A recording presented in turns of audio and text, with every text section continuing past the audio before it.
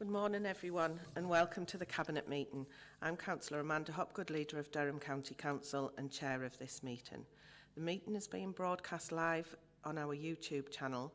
Before we commence with today's formal business, I'd like to cover some of the housekeeping issues for us all to follow. Please switch off or make silent your mobile phones and keep microphones switched off at all times unless invited to speak by myself as the Chair. When invited to speak, please switch on the microphone nearest to you and introduce yourself. Thank you. So moving on to the agenda, item number 1 is public questions. We haven't received any questions for this part of today's meeting. Item 2, the minutes. Can I please have a mover and seconder to the minutes of the meeting on the 16th of November? Councillor Mark Wilkes, move the minutes, Chair. Thank you. A seconder, please. Councillor Ted Henderson. Thanks, Ted. Can we agree the minutes are a correct record? Okay, I can confirm therefore the minutes are agreed. Item 3, declarations of interest. Are there any declarations from members? No. Okay, item 4, adoption of the Inclusive Economic Strategy, a report from the Corporate Director of Regeneration, Economy and Growth. Can I please ask Amy Harhoff, the Corporate Director, to present the report, please? Thank you, Chair, and good morning, everybody. The purpose of this report is to seek Cabinet approval for an inclusive economic strategy for County Durham.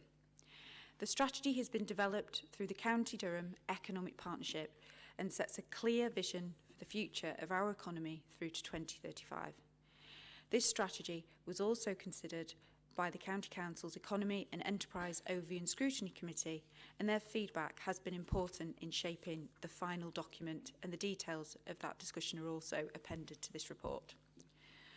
The strategy is underpinned by a comprehensive evidence base and an economic statement that establishes the state of our economy today and our opportunities and challenges in the future.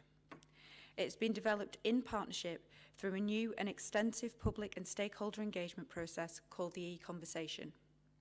This has allowed an in-depth understanding of the aspirations and priorities of our residents, partners and businesses, and the barriers to creating economic growth that is inclusive for all.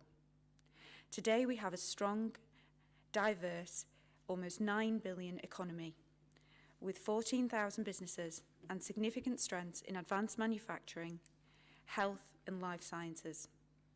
However, between 2006 and 2020, our economy only grew by 26.8% compared to 49.6% nationally, which highlights a productivity gap which we will seek to support and address through the delivery of the economic strategy.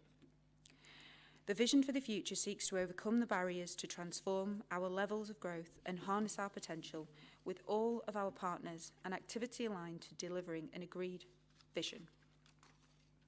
That vision is for County Durham to have a sustainable, inclusive economy with a diverse range of jobs to meet the skill levels with targeted training and learning programmes tailored to our employment specialisms and needs of businesses. To achieve the strategy, the framework sets out an approach for an inclusive economy and focuses on our 5 Ps. People. We will support people into education, training, jobs, and excel in businesses and their careers. Productivity. We will support businesses, innovation, growth, and higher levels of productivity. Places. We will improve places and plan infrastructure so that people and businesses can access opportunities. Promotion. We will promote our county, assets, opportunities to businesses, investors, visitors, developers, and celebrate this with our own residents. And finally, planet. With each of the above headings, we have specific actions related to green growth and to deliver net zero ambitions. If the strategy before Cabinet is approved today, the next steps will be to develop a detailed delivery plan through the Economic Partnership. And I'm delighted to be joined by the Chair of the Economic Partnership today, who will say a few words later. The development of a delivery plan approach throughout the vision period will enable regular reviews to respond to the economic changes, allow priorities to be reassessed and recalibrated, and actions be redefined based on whether outcomes are being achieved. This will ensure the Inclusive Economic Strategy remains a relevant and live document throughout its lifespan to drive the future growth and aspirations of our county, whilst also allowing a targeted response and interventions to help residents, businesses deal with the cost of living crisis. Chair, that concludes my report and the recommendations are set out in section 9. Thanks, Amy. Can I now please invite Glenn Llewellyn, Chair of the Economic Partnership, to say a few words. Thank you. Glenn Llewellyn, Chair of the Economic Partnership. The County Durham Economic Partnership is delighted to present County Durham's first inclusive economic strategy, which has been co-developed with residents, businesses and the voluntary sector and community sector. It has been a year in development and provides a clear framework for delivering a step change in economic growth that is inclusive for all our communities. It is bold and ambitious, yet deliverable and realistic, addressing both intermediate and long-term opportunities and challenges, and looking forward to the 2035 economic vision. The strategy builds on work that's already been underway to create a step change in our economic growth to match the aspirations of our communities and residents and deliver tangible change to people's lives. We now have a clear vision for the future, which has been defined and agreed by all our partners. And delivering that vision can only be achieved by working together as one. The delivery plan approach will allow County Durham's Economic Partnership to collaborate on creative and innovative solutions, the clear action and accountability, and ensure we all firmly focused creating more and better jobs in an inclusive green economy.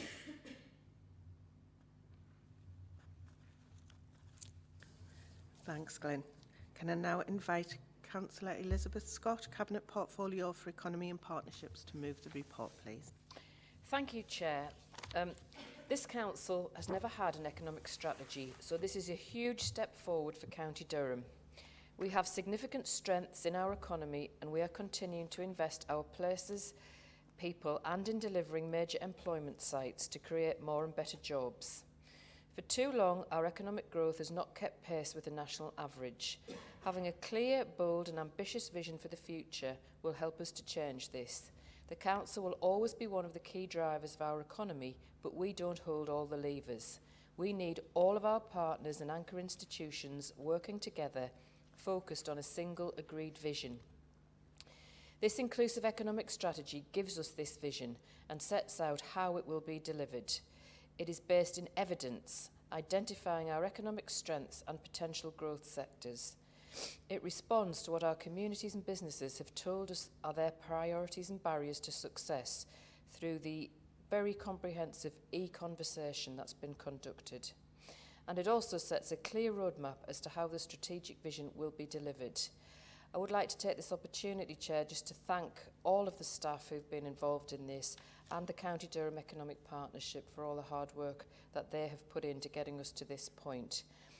And I am absolutely delighted to propose the recommendation in paragraph 9 of the report for the Council to formally adopt the Inclusive Economic Strategy. Thanks, Elizabeth. Can I invite Councillor James Rowlandson, Cabinet Portfolio Holder for Resources, Investment and Assets, to second the report, please. Thank you, Chair. The Inclusive Economic Strategy not only provides an understanding of the county's economy, but also presents a bold yet deliverable view of the future. The delivery plan approach is set out in the report, provides a clear framework to ensure that all our partners work together to find new creative solutions to deliver a step change in the county's economic growth. It is also an approach that will allow the strategy to be a living document, updated and reviewed regularly to reflect any changing in national trends in the economy and opportunities locally. I therefore second the recommendation at paragraph 9 in the report, Chair. Thank you. Thanks, James. Is there anyone else wishing to speak to the report, please? Yeah, Councillor Bell. Thanks, Chair. Richard Bell, Deputy Leader and Member for Finance. I very much welcome this strategy, which has been said is a first for the Council. We live in turbulent economic times, and this strategy will give us the flexibility to respond and take advantage of opportunities as they arise. As has been said, the strategy recognises the need for a true county-wide approach that delivers for all our communities. And I would particularly like to highlight the needs of our rural communities. Communities like Stanhope and Middleton and Teesdale have had no public economic investment since the 1980s, when the Durhamdale Centre and Gas Lane Industrial Estate were built, and both of these are now full to capacity, showing that if you enable premises, they will be filled.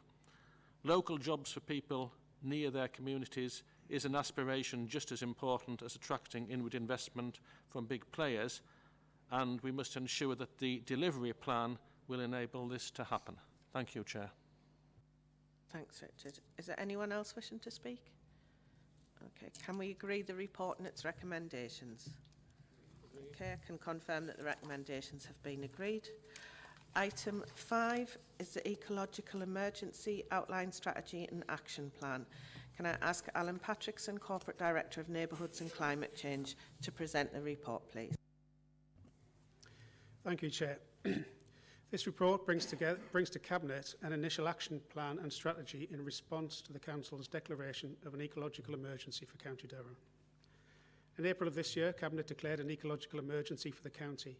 This was on the back of an assessment work carried out by the Environment and Sustainable Communities Overview and Scrutiny Committee earlier in the year, which examined data and evidence at a local level in the context of the growing acknowledgement of the decline of biodiversity and habitat, both nationally and internationally.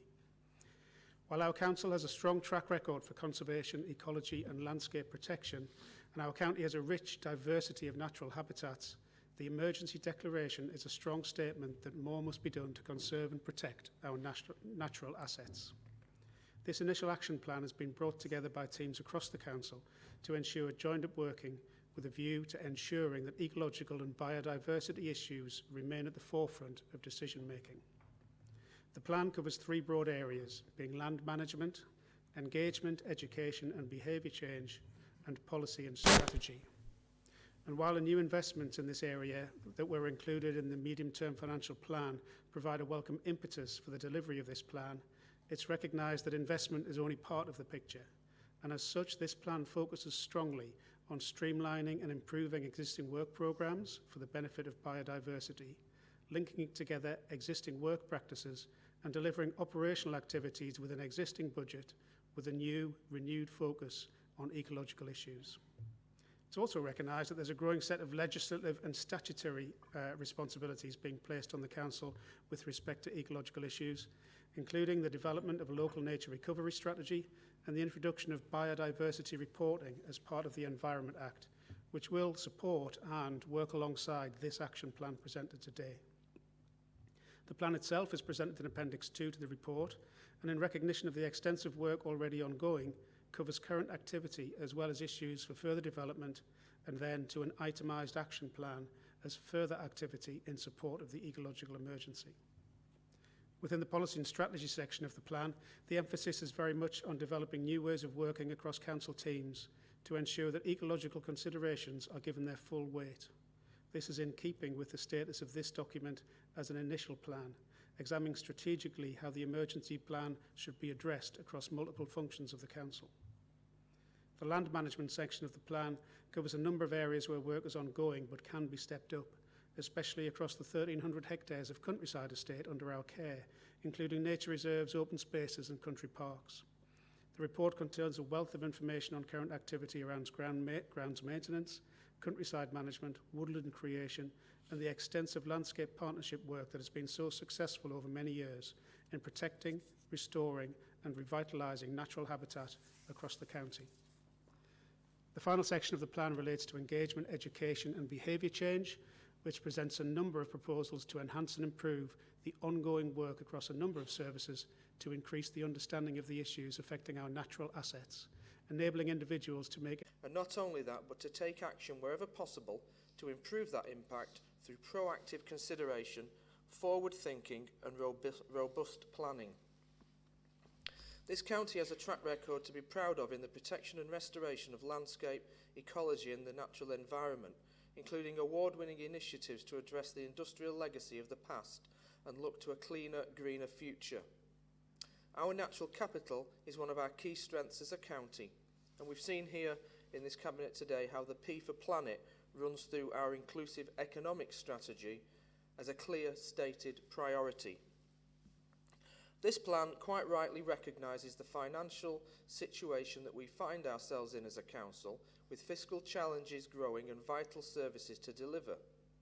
However, better thinking does not always mean more expenditure, and the plan presented focuses at this early stage on bringing our actions together, working together better and finding better outcomes for nature from our collective actions.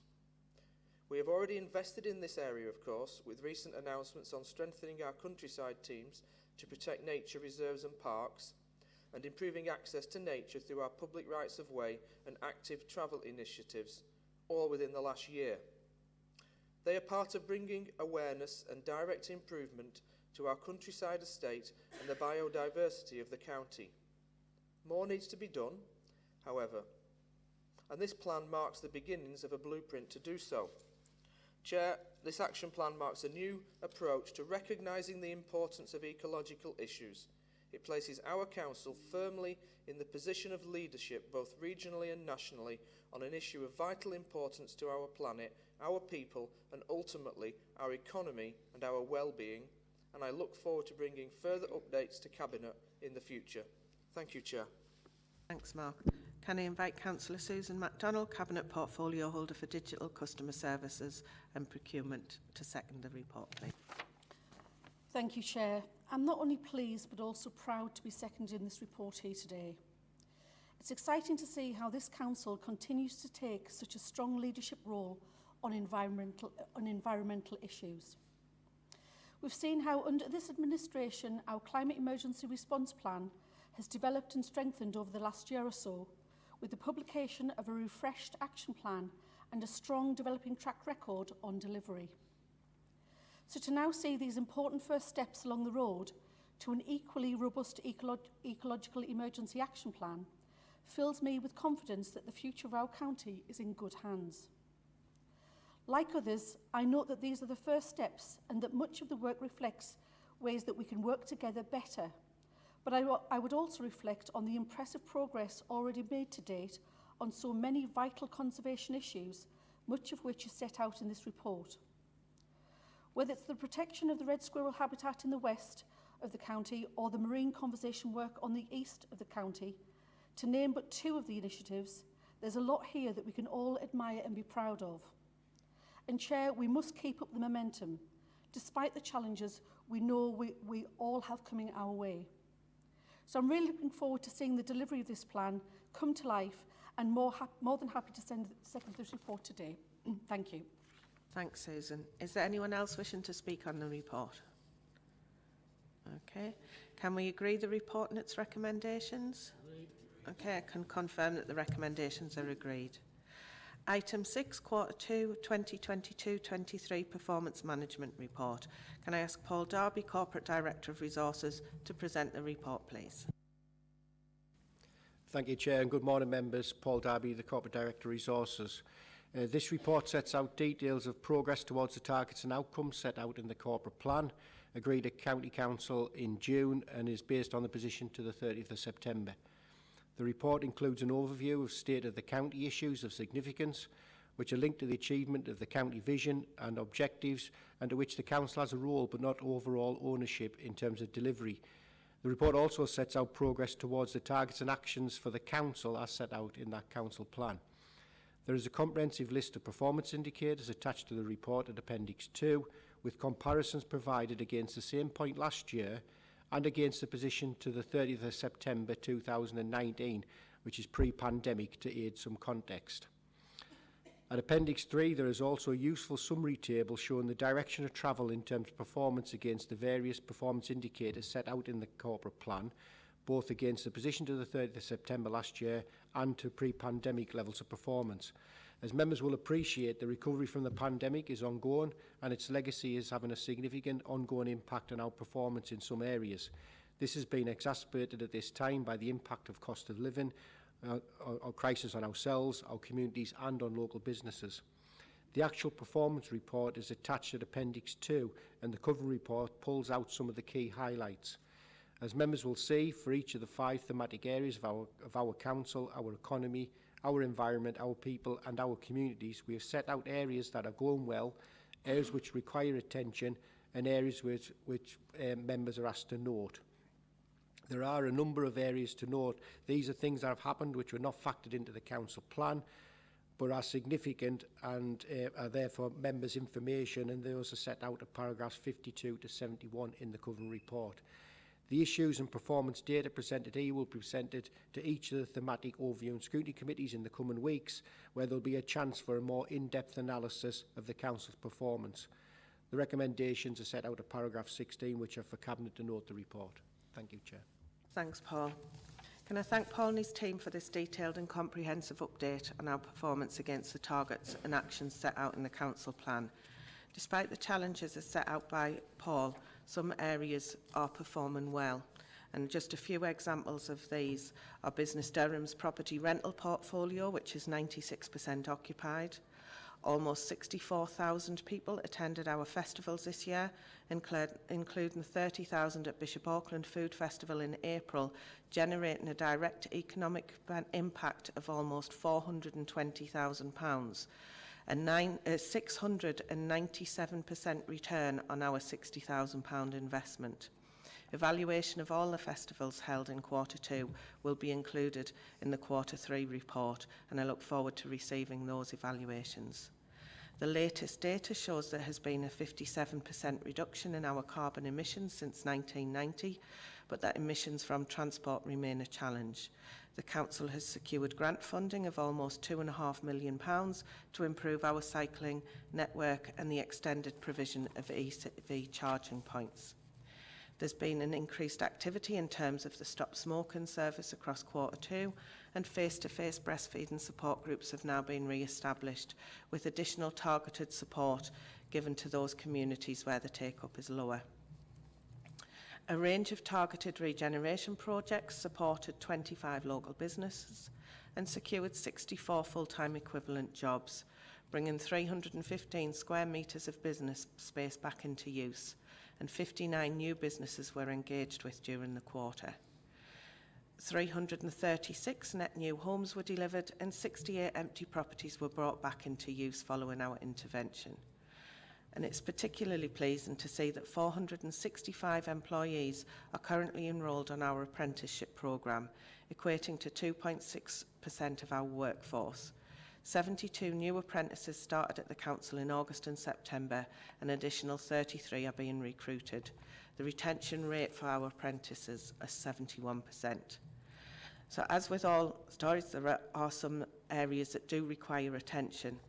They include the continued impact of the inflationary pressures and the squeeze on living standards due to the cost of living increases, and a major area of concern which is manifesting itself in increased demand for welfare assistance, discretionary housing payments and assistance with home energy and fuel debt advice.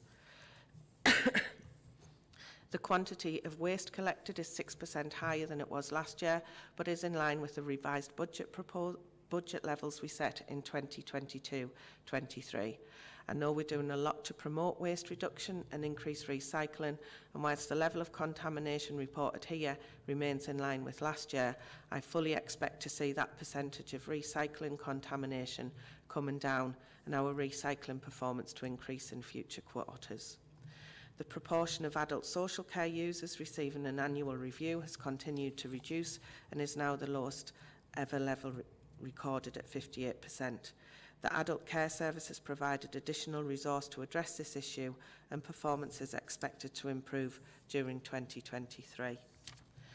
Whilst our high streets in our main towns continue to struggle, over half of them have occupancy rates at or above the national average of 86%. There's been an increase in nuisance and personal antisocial behaviour reported incidents, which is masked by a reduction in environmental antisocial behaviour reported incidents. Feedback from our frontline teams suggests this reflects less tolerance across our communities and a deterioration in mental health from the pandemic, which is driving behaviour. There are also a number of areas to note, things that have happened that were not factored into the Council plan, but are of note and interest to Cabinet. the most significant of which was the passing of Her Majesty Queen Elizabeth II, where the Council worked with the Lord Lieutenant in the arrangements to mark this passing and the proclamation of the accession of King Charles III within the county. The official period of mourning and the additional national bank holiday for the date of the state funeral on the 19th of September also resulted in several events being cancelled and the closure of public buildings. These are a range of other areas there are a range of other areas to note, and these are set out in paragraphs 52 to 71 in the covering report, which adds additional context to the report. I'd encourage everyone to read it, and with that I propose that the Cabinet note the recommendations set out in paragraph 16, which is that Cabinet note the report. Is there anyone else wishing to speak to the report? Yeah, Councillor Wilkes. Thank you, Chair, and thank you for mentioning the decontamination campaign as well in regards to recycling, where we are absolutely determined to bring down that problem. I'd like to highlight, though, that we are seeing significant improvements around the difficult issue of fly tipping, and indeed our manager reporting to scrutiny recently saw exceptionally positive responses from our councillors, and I again thank the Environment Scrutiny Committee for assisting in our work. Over the last year or so, we've reorganised our warden service and been more determined than ever in tackling fly tipping. We have seen more reports of cases going to court, and fly tipping numbers are down significantly compared to previous years. In addition, fines for fly tipping are at new highs, and I'd like to applaud all of our officers in the council, from the director level through to our wardens on the ground, for the hard work and dedication that they have put in to tackling environmental crimes. As we move forwards, we will further strengthen our campaigns against environmental crimes, and indeed we are reviewing the levels of fines to ensure that they provide the strongest possible disincentive to fly tipping. Whether it's crushing of vehicles, publishing the names of culprits through the courts, or scrapping discounts for paying a fine early, we are determined to cut this scourge on our county. For anyone out there thinking of fly tipping in County Durham, be warned, we're catching more people than ever before, and it'll cost you more than ever before. Thank you, Chair. Thanks, Mark. Is anyone else wishing to speak?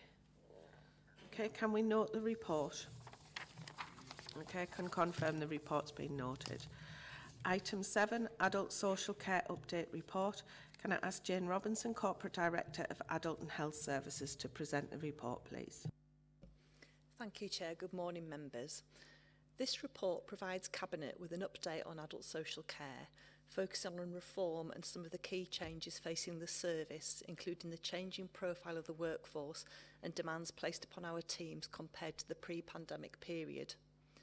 Adult social care services in County Durham support nearly 20,000 individuals experiencing a range of needs that impact on their daily lives. Demand for support continues, and similar to many areas across the country, we are seeing an increased complexity of the issues and needs individuals are presenting to us who are in need of support. As well as managing changing demand on the service and workforce pressures, implementation plans are currently in place within the service to address the key drivers outlined within the report. These include a national assurance framework for local authorities' delivery of its adult social care functions by the Care Quality Commission, which will be introduced in April 2023. The implementation of liberty protection safeguards to replace deprivation of liberty safeguards, and a refresh of the National Adult Social Care Outcomes Framework, which is a performance framework for the local authorities' delivery of adult social care. Significant work is underway in preparation for these outlined changes. Additionally, work which was underway to implement social care charging reforms is being reviewed following the announcement last month that the reforms have been deferred for a further 2 years. A corporate oversight and assurance group chaired by the Chief Executive and a service-based quality assurance board chaired by myself have been established to oversee the work of a range of strategic groups, each with a focus on service development and improvement. Other issues affecting the service currently are, firstly, recruitment and retention, which is a significant issue for the service currently, with higher turnover and absence rates compared with previous years. Over half of our workforce are over 50 and 14% are over 60. And we're seeing more staff choosing to retire earlier as we've emerged from the pandemic. Whilst this is a national issue, the service is working collaboratively with corporate human resources colleagues, children and young people's services and others, including our regional colleagues, to raise the profile of working in adult social care and to improve the current position. A further area relates to self-neglect and hoarding. This is sadly a growing area of work, and in response to need, we're investing in trauma-informed training and in staffing. This includes bolstering our support and recovery service to provide intensive to support those individuals who need it. The cost of living crisis is impacting on both mental and physical health and contributing to a range of complex social challenges. We have seen a significant increase in mental health presentations to our services. Coming through the pandemic period and facing the challenges that lie ahead, the service remains in a good position to reset social care practice and to establish new baselines and quality assurance models. There is significant ongoing pressure across the sector characterised by funding, workforce and demand pressures. However, we remain as well placed as we can be in preparation for the national policy and legislative changes that are expected over the next couple of years. The recommendation at paragraph 6 is to note the report and receive a further update in 6 months. Thank you, Chair. Thanks, Jane. I invite Councillor Chris Hood, Cabinet Portfolio Holder for Adult and Health Services, to speak to the report, please. Thank you, Chair. Councillor Chris Hood, Cabinet Member for Adult and Health Services. I'm pleased to support this Adult Social Care Update report. Compared to the pre-pandemic period, the profile of the adult social care workforce and the demands it faces have changed significantly.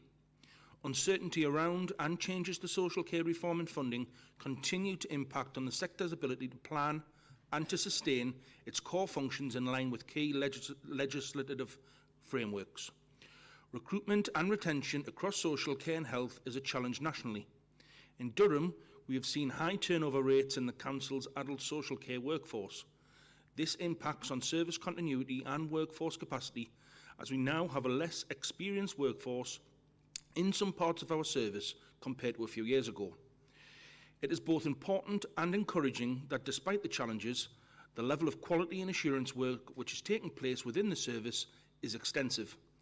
This is feeding into a development programme that is focused on reset as we work through the recovery period following the pandemic.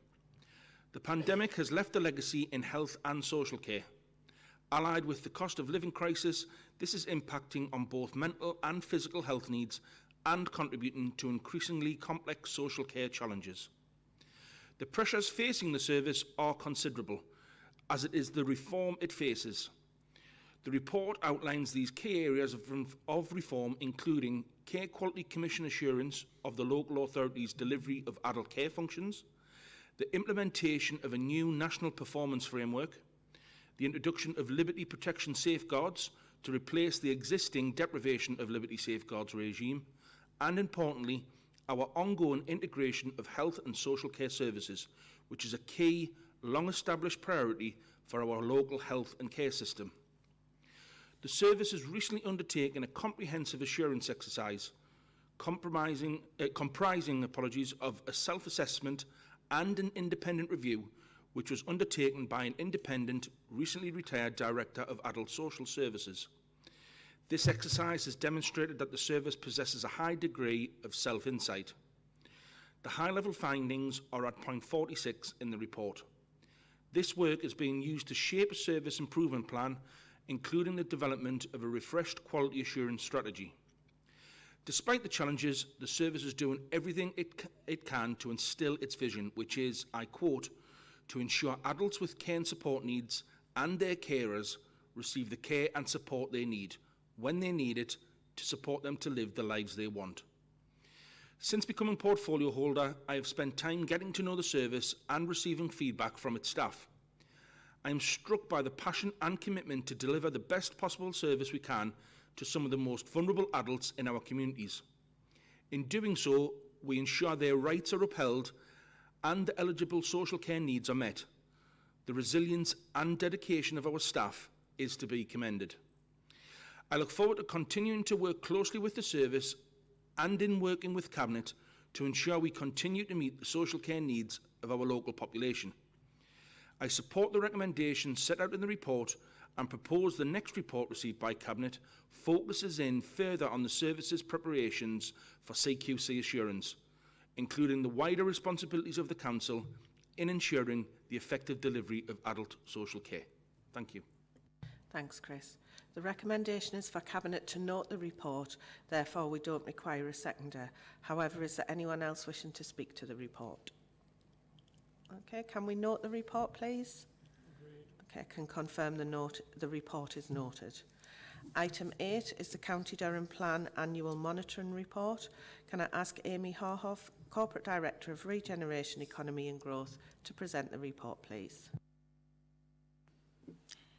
Thank you, Chair. The purpose of this report is to seek Cabinet approval for the content of the annual monitoring report of the County Durham Plan and agree to its publication. The Council adopted its new local plan, the County Durham Plan, on October the 21st, 2020. This is the second annual monitoring report, but the first that covers a full year of adopted County Durham Plan and covers the period from April 2021 through to March 2022. The annual monitoring report monitors the effectiveness of planning policies contained within the County Durham Plan. The County Durham Plan has 61 policies, all of which have monitoring indicators and targets associated with them. This annual monitoring report also assists in determining whether any intervention or early review of the County Durham Plan is required. Cabinet, I must also note a correction in the report on page 367 of your pack, which references that applications at Sniperley are currently subject to appeals for non-determination. However, I can confirm that the appeals have now been withdrawn by the applicants and the Council is working with them to consider an appropriate scheme for the application in line with the adopted master plan. A summary of the findings of the AMR include: for employment, the County Durham Plan allocates 300 hectares of general employment land as well as specific use and safeguard allocations. In the last year, approximately 29 hectares of employment land has already been approved for employment uses. Over half of this is at Net Park, Phase 3A. A further 5.51 of employment land has now been completed, mainly smaller units at Aycliffe, Belmont, St Helen Auckland, Willington, Concert and South Hetton. For housing, the AMR confirms that the Council has passed the Housing Delivery Test, or HDT, with 1,671 net housing completions in the year, compared to an annual target of 1,308, and that the Council can demonstrate a 5-year land supply of housing of 5.47 years. This means that the County Durham Plan is working well in the delivery of the overall numbers of housing, and its policies can be used to determine planning applications. For town centres, the AMR also reports on the performance of the county's town centres in terms of vacancy rates and occupancy, and finds that the average vacancy rate has decreased from 16.4% to 16.1%, which, however, is still 2% higher than the national average. Performance varies across towns, however, with the least performing area being Peterlee with 32.8% vacancy, and Barnard Castle being the lowest at 10.6%. Climate change. The Council's response to climate change features prominently within the County Durham Plan, and there are several policies which seek to support the transition to a low-carbon economy. The annual monitoring report provides data on the levels of renewable energy generation in the county. This data shows growth in renewable energy generation from over 500,000 megawatts per hour in 2018 to 545,000, over 545,000 megawatts per hour this year. In conclusion, if agreed, the annual monitoring report will be published on the Council's website for information. The annual monitoring report sits alongside the County Durham Plan and is an evidence base to support decision taking within the county, and in particular whether the plan is out of date and needs to be reviewed. The conclusion this year is that there is currently no indication that an early review of the plan is required. The full recommendations are set out in paragraph 10 of this report. Thank you, Chair. Thanks, Amy. Can I invite Councillor Elizabeth Scott, Cabinet Portfolio Holder for Economy and Partnerships, to move the report, please? Thank you, Chair. Members will recall that the County Durham Plan was adopted in October 2020. We are now in the delivery phase, and it's important that we have a continuous understanding of whether the policies in the plan are being used effectively and whether they are having the expected impact. We also need to monitor whether the sites allocated in the plan are coming forward as anticipated. The annual monitoring report is the means of monitoring delivery and is reporting a generally positive position after our first full year. I therefore propose the recommendations in paragraph 10 of the report. Thank you. Thank you. Can I invite Councillor James Rowlandson, Cabinet Portfolio Holder for Resources, Investments and Assets, to second the report, please? Thank you, Chair. The annual monitoring report is a very comprehensive document with a great deal of information on the targets and indicators in the County Durham Plan. As more monitoring reports are prepared, trends will become more apparent and will be a useful evidence base for any review of the County Durham Plan in the future. I therefore second the recommendations at paragraph 10 of the report. Thank you, Chair. Thanks, James. Is anyone else wishing to speak to the report? Can we agree the report and its recommendations? Okay, can confirm that the recommendations are agreed. Item 9, Family Hubs and Start for Life programme. Can I ask John Pearce, Corporate Director of Children and Young People's Services, to present the report, please? Thank you, Chair. John Pearce, Corporate Director, Children and Young People's Services. The report updates Cabinet on the National Programme of Family Hubs and what that means for the county. The government launched a 3-year programme to implement family hubs and also the Start for Life programme earlier this year. Family hubs are required to operate across localities with services delivered to 0 to 19-year-olds, with Start for Life particularly focusing on early years from pre-birth until 2 and having more of a health focus. 75 local authority areas were pre-selected to bid for funding from the programme against a set national framework and expectations, and the initial bids were submitted by August 31st, 2022.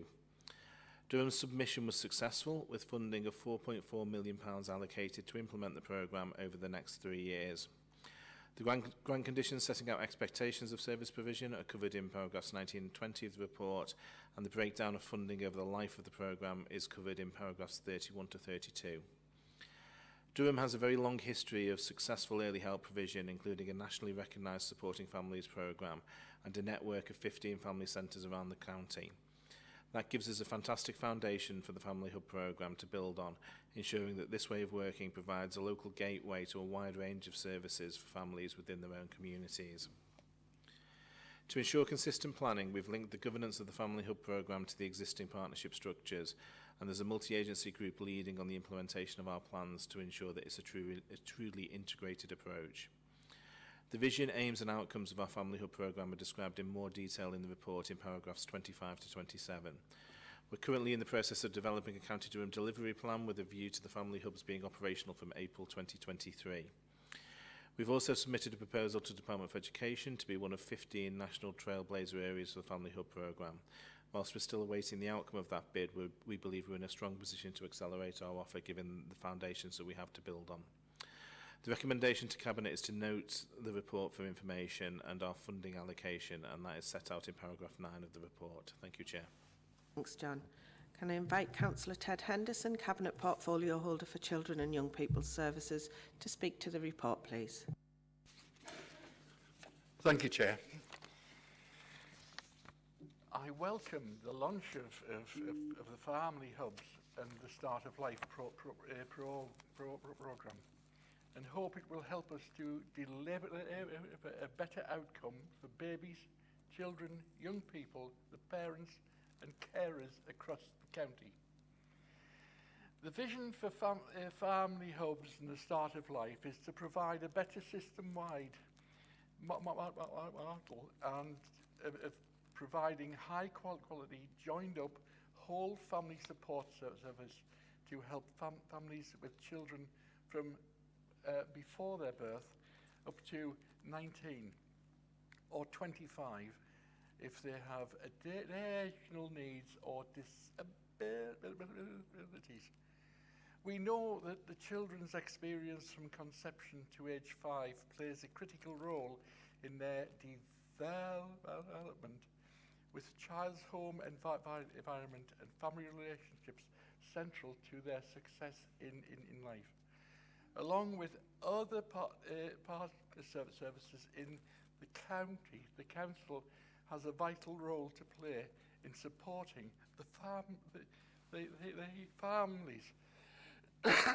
This programme will help us to further build on our current support to help as many children, young people, parents and carers as possible. The report sets out a vision for the development and implementation of the programme, which provides an opportunity to further build on our current family centres and also our broader system, such as health, visiting and midwifery support. This will help to ensure we have a more comprehensive, integrated and accessible offer for the families. The programme also provides an opportunity to utilise the county's approach to well-being principles, ensuring key stakeholders, parents, carers, children and young people are at the heart of the service, designed and delivered. In the current economic climate, we will be seeking to maximise our local partnership to help families whilst having a careful sustainability and possible efficiency savings in a number of the services. Having considered the information in the report, I am happy to note the contact and move the recommendation. Thank you, Chair. Thanks, Ted. The recommendation is for Cabinet to note the report, therefore we don't require a seconder. However, is there anyone else wishing to speak on this? Yep, Councillor Chris Hood. Thank you, Chair. I also welcome the launch of this Family Hubs and Start for Life programme from the Government. This programme provides an opportunity for us to build on the current offer of support delivered through a partnership approach which begins before birth and goes up to 19 for all babies, children and their families, and extends to 25 for children and young people with additional needs. Support across the whole of childhood is vital, and the Start for Life time period from conception to the age of 2 is a crucial window of opportunity to support pregnant women, babies and young children to have the best possible start in life. I particularly welcome the focus on key areas during the Start for Life period on parental mental health, parent-infant relationships, infant feeding and parenting support. Taken together, this approach will build on the current support offer, promoting positive relationships, bonding and breastfeeding.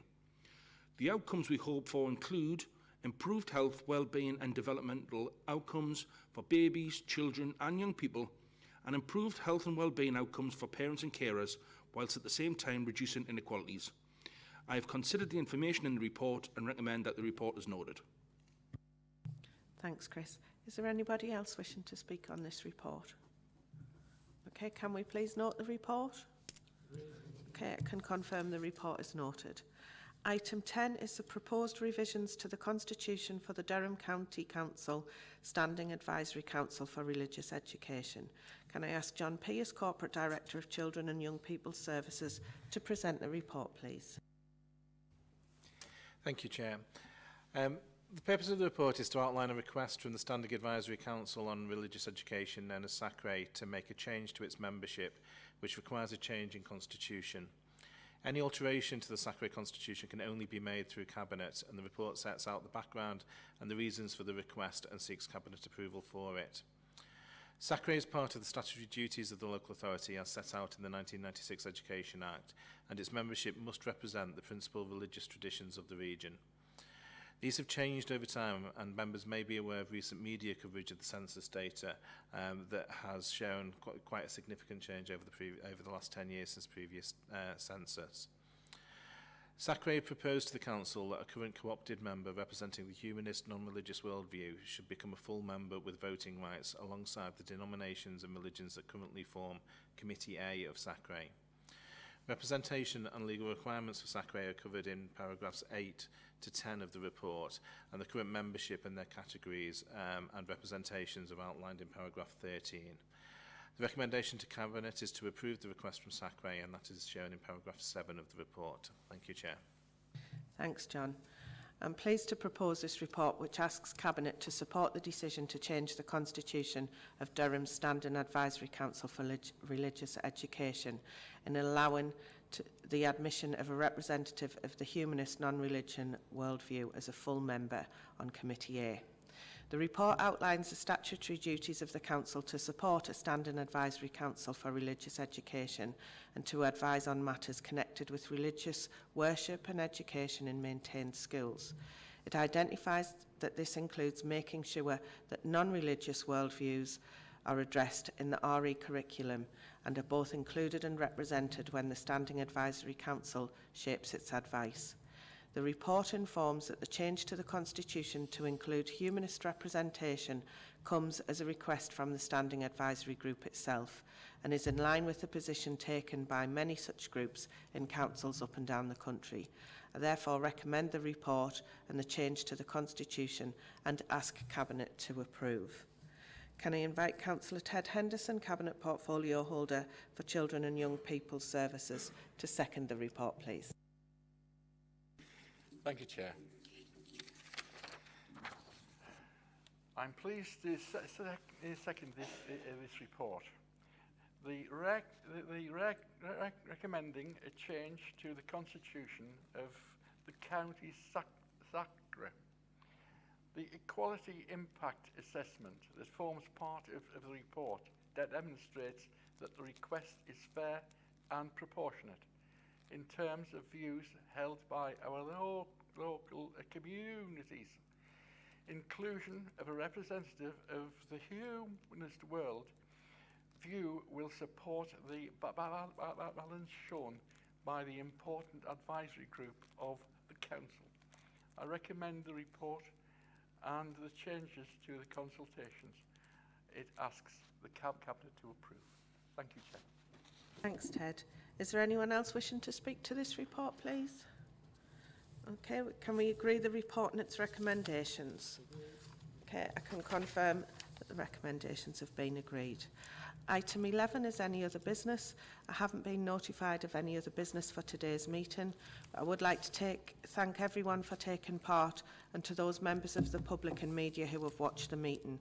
Can I wish you all the very best for Christmas and the new year, and that concludes the business for this meeting.